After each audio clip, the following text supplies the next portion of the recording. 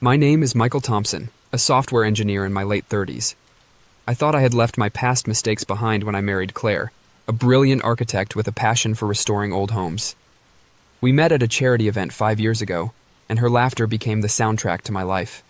But shadows have a way of creeping back, and mine came in the form of Lana Mitchell. Lana was a whirlwind from my past, a charismatic artist with a penchant for chaos. Our affair was brief but intense, ending when I chose to commit fully to Claire. For a year, Lana was silent, and I believed she had moved on. But then the text started.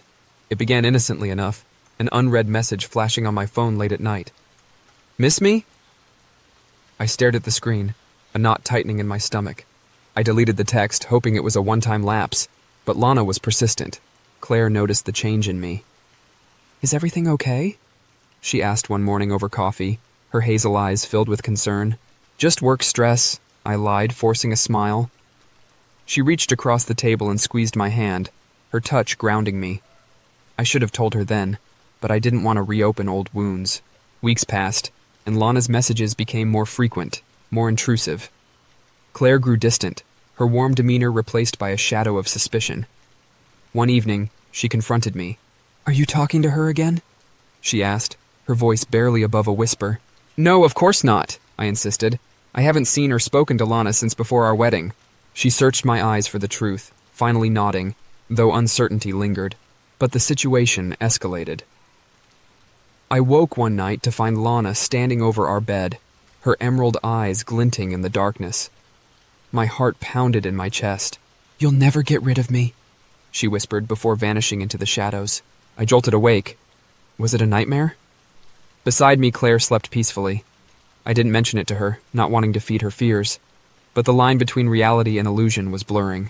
The next morning, Claire found a photograph on our doorstep, me and Lana, laughing together in a moment I'd long forgotten. She stormed inside, tears streaming down her face. "How could you?" she cried, throwing the photo at me. "Claire, I didn't put it there. I don't know how it got here," I pleaded, but my words sounded hollow even to me. She locked herself in the bedroom, and I was left alone with the haunting image of a past that refused to stay buried. Days later, strange scratches appeared on my chest, thin red lines that stung when I touched them. I had no memory of how they got there. Claire saw them and recoiled. "She did this, didn't she? You've been seeing her," she accused. "That's impossible," I replied, frustration creeping into my voice. "I haven't seen her." But doubt gnawed at me. Was Lana somehow causing this? Or was I losing my mind? One afternoon, I spotted Lana across the street, her figure unmistakable even from a distance. She watched our house with an unsettling stillness. I rushed outside, but she disappeared as if she'd never been there. That night, a new message lit up my phone. "Miss me?" Claire's behavior grew erratic. She claimed she could smell Lana's perfume in our home, a floral scent that now seemed to permeate every room. She found our wedding photo defaced, a thin scratch running over my face. "She's here," Claire whispered, her eyes wide with fear. I tried to reassure her, but how could I when I felt the same dread? One night I awoke to find Claire absent from our bed. Panic surged as I searched the house, finally finding her in the garage, standing motionless beside the car. "Claire?" I called softly. She turned to me, her expression vacant. "She's waiting," she murmured. "Who is?" But she simply walked past me, returning to bed without another word. Desperate, I contacted the police, but without tangible evidence, they dismissed our claims as stress-induced hallucinations. "Perhaps you both should seek counseling," the officer suggested, his tone patronizing. Claire began keeping a journal, scribbling incoherent notes and drawings. One entry caught my eye, written in handwriting that wasn't hers. "He belongs to me." I confronted her, but she had no memory of writing it. The tension between us snapped one evening during a heated argument. "You're lying!" she screamed, tears streaming down her face. "She's in our lives because you let her in!" She slapped me, the sting sharp against my cheek. Before I could respond, she fled the house. I searched for her for hours, but she had vanished. 3 days later, I found her wandering near an old park, her clothes disheveled and feet bare. "Claire, thank God! I've been looking everywhere for you," I exclaimed, approaching her cautiously. She looked through me, confusion etched on her face. "Do I know you?" she asked, her voice devoid of recognition. My heart shattered. Lana had taken everything. Back home, the house felt emptier than ever. I searched for answers, digging through old boxes until I found a necklace, Lana's necklace, lying atop our dresser. I hadn't seen it in years. "Why won't you leave us alone?" I shouted into the empty room. That night, sleep eluded me. Around midnight, the power went out. The silence was suffocating. Then, from the darkness, Lana's voice echoed. "You can't hide from me." I grabbed my keys and fled, the cold night air a bitter contrast to the fear burning inside me. The next morning, Claire returned home, her memory a fragmented puzzle. She agreed to see a therapist, but each session seemed to pull her further away. "She talks to me in my dreams," Claire confessed one day, her hands gripping a mug of untouched tea. "She tells me things about you, things I wish I didn't know." I reached out to touch her hand. "Claire, please, we can get through this." She pulled away. "I don't know what's real anymore." Determined to end this nightmare, I tried to confront Lana directly. I visited her last known address, only to find an empty lot. I called her number, but it was disconnected. It was as if she was a ghost, everywhere and nowhere. Returning home, I found Claire packing. "I can't stay here," she said flatly. "This house, this life, it's poisoned." "Claire, don't go, we can fix this," I begged. She shook her head. "She's won, Michael. Maybe she always had." She left, and with her the last light in my life dimmed. Alone, I sat in the darkened living room, shadows dancing on the walls. A soft creak echoed from the attic. Summoning what little courage I had left, I climbed the creaky stairs. In the dim light, I saw it. Lana's scarf draped over a dusty trunk. "Why are you doing this?" I whispered. A cold breeze brushed past me, carrying a faint whisper. "You can't erase me." I descended the stairs, accepting that some ghosts aren't meant to be exorcised.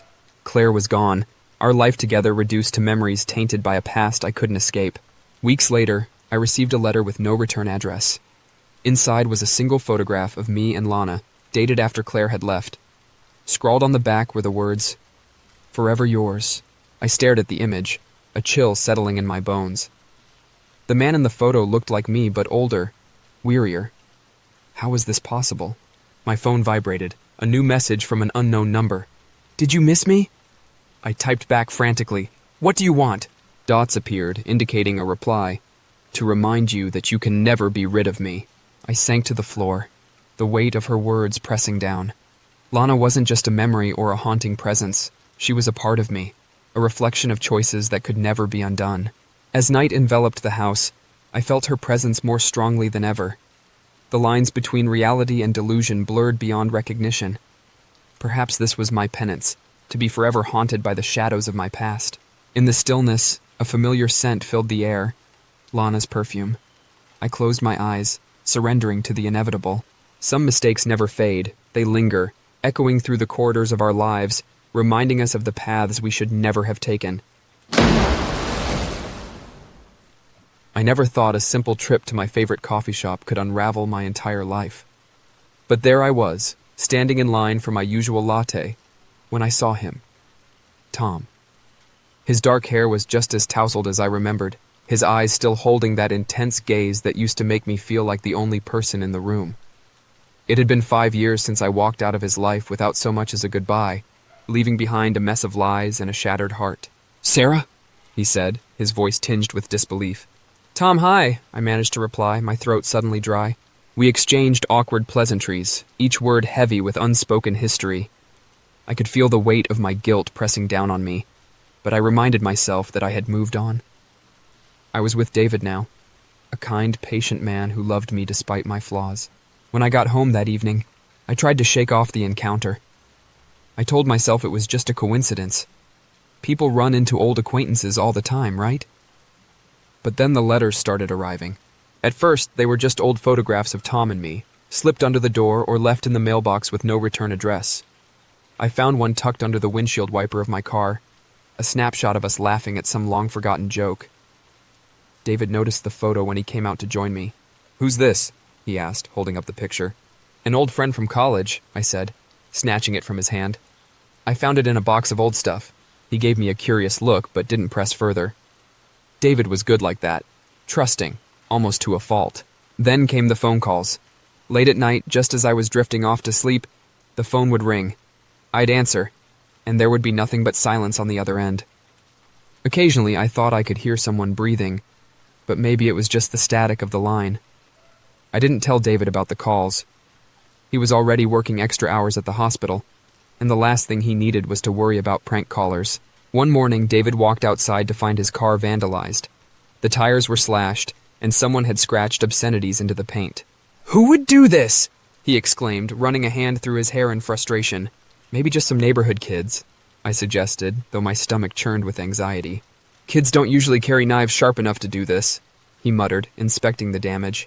I wanted to tell him about Tom, about the letters and the calls, but how could I explain that the man I betrayed years ago was suddenly haunting our lives? Especially when I wasn't even sure it was him. After all, Tom was dead, wasn't he? A week later, I came home to an empty house. David's car was in the driveway, but he was nowhere to be found. I called out his name, but only silence greeted me. Panic started to set in as I searched each room. When I entered our bedroom, I found a note laid neatly on the bed. "I've missed you, Sarah. It's time we talked. Tom." My hands trembled as I read the words. The handwriting was unmistakably his. Memories flooded back. The late-night talks, the promises we made, and the way I shattered them all. I sank onto the bed, clutching the note, my mind racing. This couldn't be real. Just then, my phone buzzed. It was a text message from an unknown number. "Come to the old pier if you want to see him again." Without thinking, I grabbed my keys and drove to the pier, a place Tom and I used to visit during college. The sun was setting, casting long shadows over the water.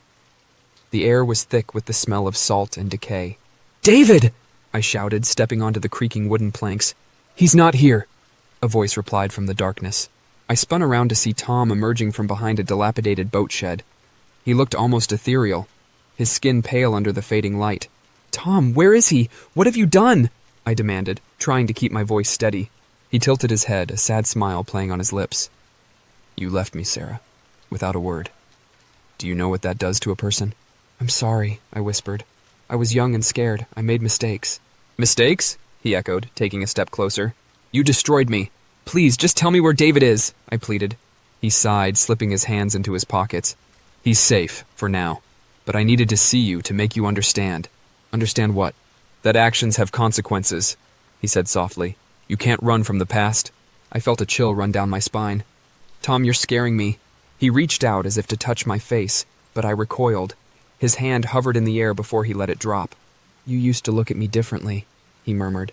"Things change," I replied. "People change." "Not everything," he said, his eyes locking onto mine. "Some wounds never heal." Suddenly, footsteps echoed from behind me. I turned to see David stumbling toward us, his hands bound and a gag around his mouth. "David!" I rushed to him, fumbling to untie his hands. "Ah, the happy couple," Tom said, his voice dripping with bitterness. "Why are you doing this?" I shouted, tears blurring my vision. "Because you need to feel what I felt," he snapped. "The helplessness, the betrayal."